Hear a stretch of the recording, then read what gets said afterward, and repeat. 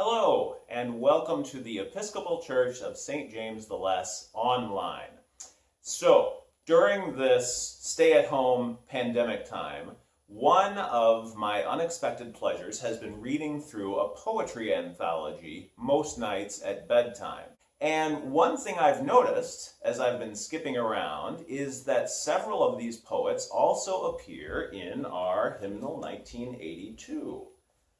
Just like we have hymn tunes from notable composers like Handel and Ralph Vaughan Williams, we also have hymn texts from notable poets. And in some cases, these poets intend for their work to be a hymn, but in other cases, someone has adapted their poetry into a hymn after the fact. But no matter which case we're talking about, the cognitive richness of their language invites us to take a step back from whatever's going on in the world and to ponder God, who really exists beyond our ability to understand, and certainly beyond our everyday language's ability to fully express. One master of devotional poetry was John Donne, who wrote both sacred and secular verse at about the same time as William Shakespeare. And he influenced poets for generations to come. Donne's only complete hymn in our hymnal is in the Lent section. It's Wilt Thou Forgive That Sin Where I Begun. It's number 140. And it started as a poem, but then John Donne commissioned the organist John Hilton to write a tune for it. And so even though it focuses on John Donne's concern for his own forgiveness, it doesn't feel riddled with angst like some of our other Lenten hymns do, because you can hear the poet delighting in his own craft throughout. So I'm going to read verse 1, and it helps to know that John Donne's wife was named Anna Moore. So as I read the first stanza, listen for him making puns on both of their names. Wilt thou forgive that sin where I begun, which is my sin, though it were done before? Wilt thou forgive those sins through which I run, and do run still, though still I do deplore? When thou hast done, thou hast not done, for I have more. It's also worth noting that throughout 3 verses here, the rhyme scheme remains the same. So it adds to the sense of completeness throughout the poem, but it also gives it this feeling of unfolding delight as you're reading it. It's like, what new metaphor is John Donne going to come up with that actually fits this rhyme scheme? So in verse 3, he uses the metaphor of the fates from Greek mythology, spinning and cutting the thread of life. So here's stanza 3, I'll sing it this time, with its very solemn-sounding tune, which is named after Donne. The name of the tune is Donne.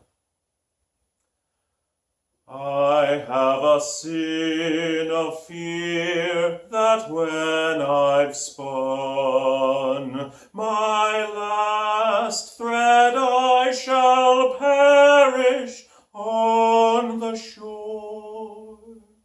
Swear by thyself that at my death thy sun shall shine as he shines now and heretofore. And having done that thou hast done, I fear no more. So John Donne had a profound influence on George Herbert, who was writing a generation later. George Herbert was a priest, and his surviving poems are all devotional poems. And in a separate video on the church's YouTube channel, I hope you will listen to St. James the Less's former music director, Anastasia Balmer, singing Ralph Vaughan Williams' arrangement of George Herbert's best-known work, Come my way, my truth, my life. It's a pleasure just to hear her singing it. I'm focusing today on another Herbert hymn, King of Glory, King of Peace. It's number 382 in the hymnal. And both of these hymns are simple on their surface, but they're surprisingly intricate once you get into them. Our hymnal companion says this of King of Glory: Herbert's use of language is very much like the construction of a maze. Words that offer a wide range of possible meanings require the reader to constantly choose the correct connotation in order to continue moving through the text with adequate comprehension. Unquote. In other words, it takes several tries to understand what George Herbert is talking about. But it's worth spending some time with this poem, and especially with the final couplet, which is just impossibly elegant. Small it is in this poor sort to enroll thee, e'en eternity's too short to extol thee. So the tune here is a modern one. It was written in 1976 by the American David C. Walker. And it's perfectly suited to the text. And the whole effect, the text plus the tune, is just exquisitely beautiful. So I hope you enjoy hearing King of Glory, King of Peace. And again, if you'd like to sing or hum along and you have a hymnal by your side, it's number 382. But if you don't have a hymnal handy, don't worry, because all the stanzas of these hymns, these poems, will be in the description of this video on the YouTube.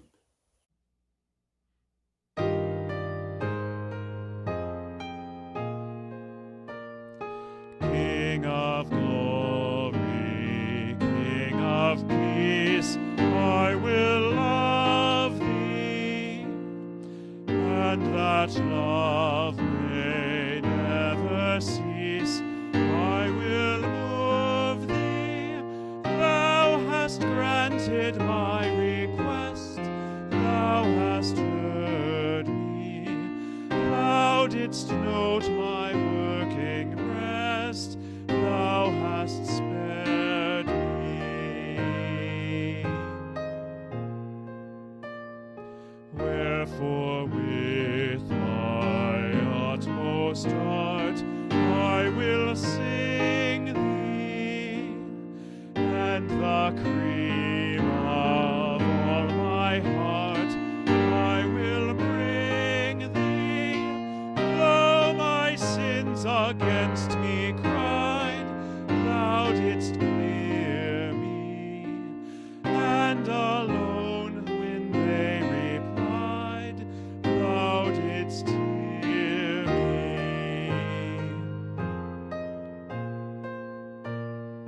7 whole days, not one in 7, I will praise thee. In my heart, though not in heaven, I can raise thee. Small it is in this poor sort to enroll thee. In eternity's too short to extol thee.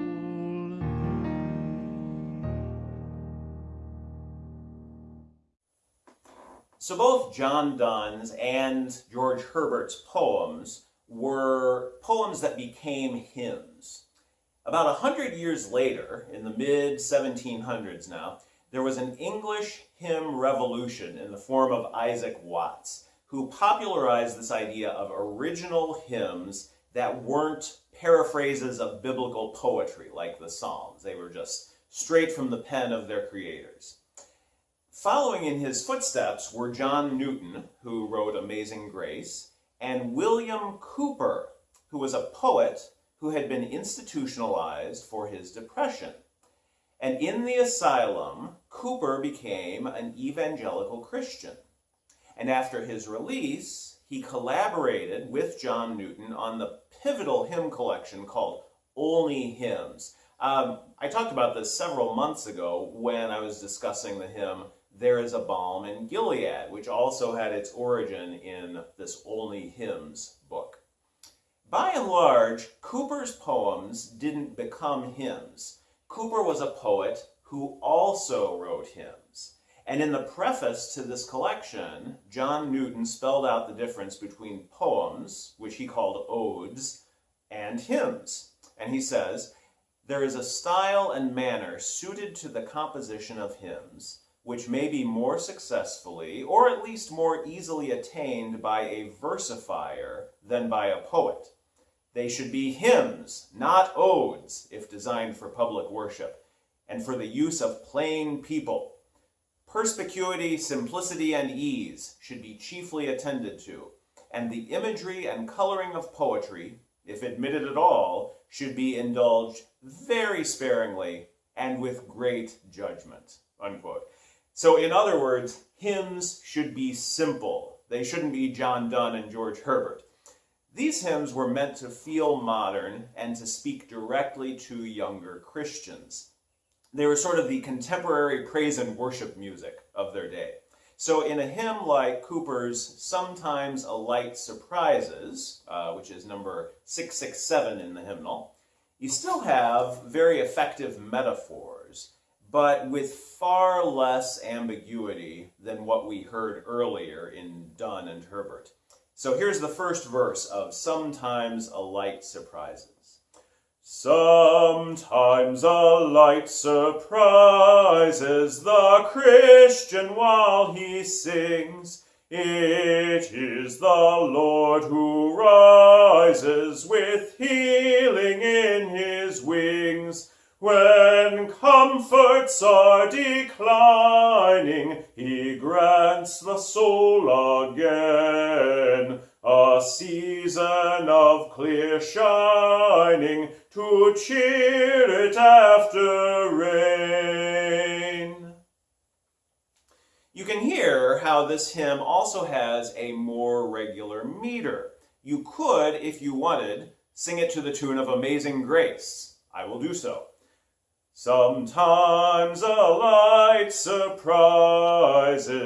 the Christian while he sings."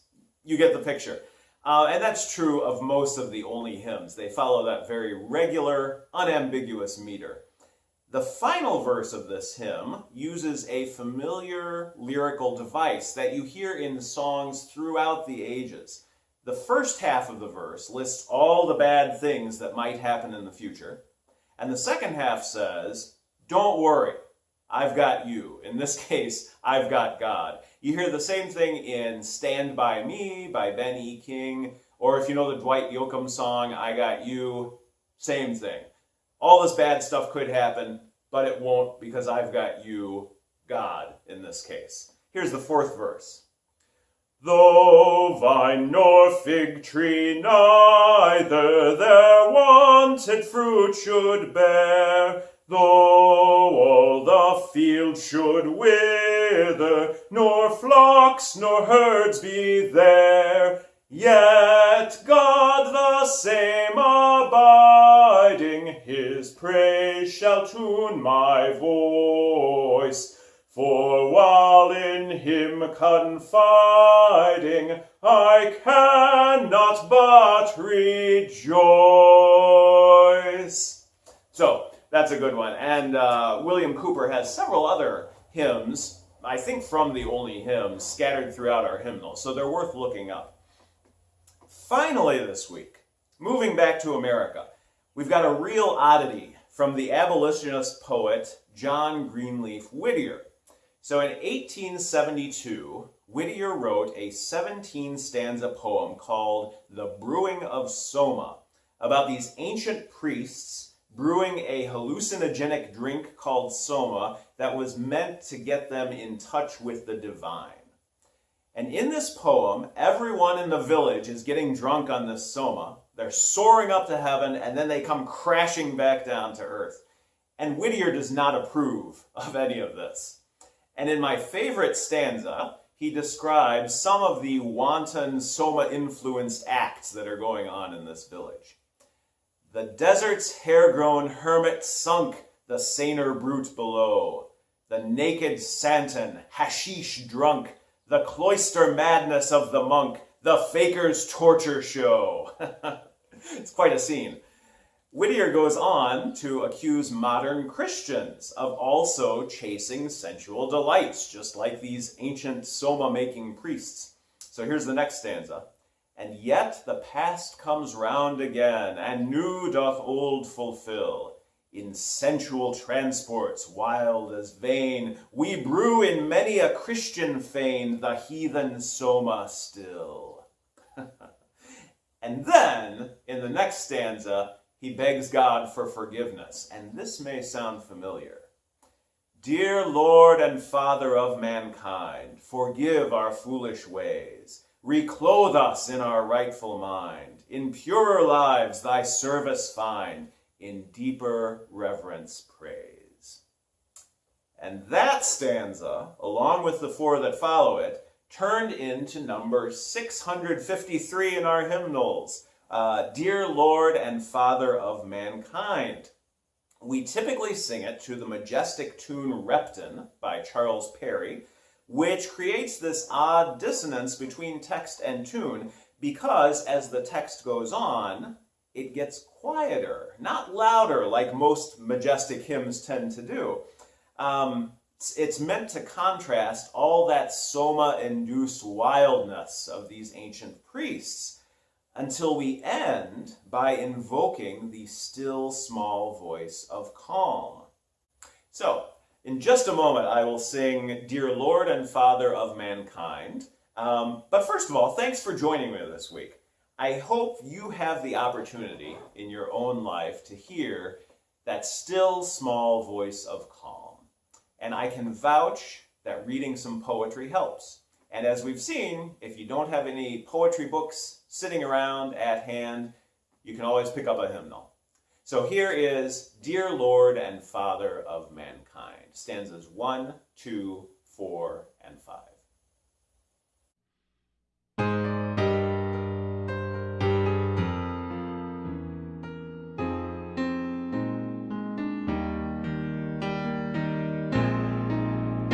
Dear Lord and Father of mankind, forgive our foolish ways.